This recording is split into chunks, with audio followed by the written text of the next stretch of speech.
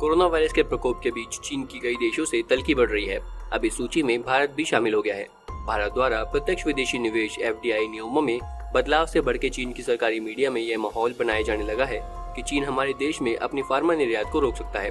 चीन से हमारे देश के फार्मा की बात करें तो सबसे ज्यादा दवाएं बनाने के लिए जरूरी एक्टिव फार्मास्यूटिकल इंग्रेडिएंट यानी API वहां से आता है। क्या हम अपने देश में API बनाकर चीन की अकड़ खत्म नहीं कर सकते? क्या है आखिर समस्याएं? आइए जानते हैं क्या होता है API। सबसे पहले ये जान लेते हैं कि API क्या होता है।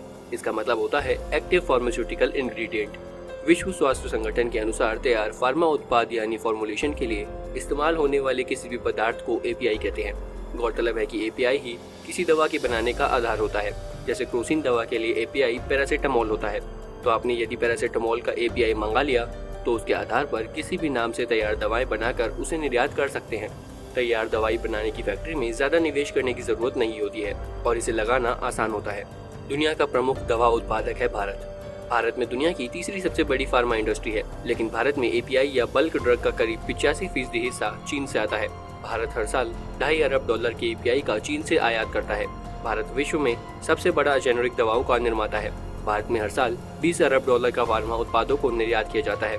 अनुमान के अनुसार भारत में जो भी API आयात होता है उसका करीब 90% हिस्सा एंटीबायोटिक्स दवाएं बनाने में इस्तेमाल होता है। क्या है समस्याएं? भारत की मैन्युफैक्चरिंग चीन के मुकाबले प्रतिस्पर्धी नहीं है।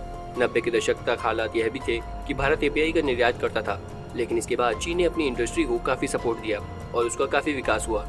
सस्ती बिजली, सस्ती जमीन, सस्ते लेबर आदि के बदौलत चीनी इंडस्ट्री छा गई और उसने अपनी API की भारत में डंपिंग शुरू कर दी। ऐसी ही और भी कई खबरों को सबसे पहले पाने के लिए जुड़े रहे हमारे साथ। सब्सक्राइब करें हमारा चैनल ऐसी ही लेटेस्ट और इंटरेस्टिंग खबरों के लिए।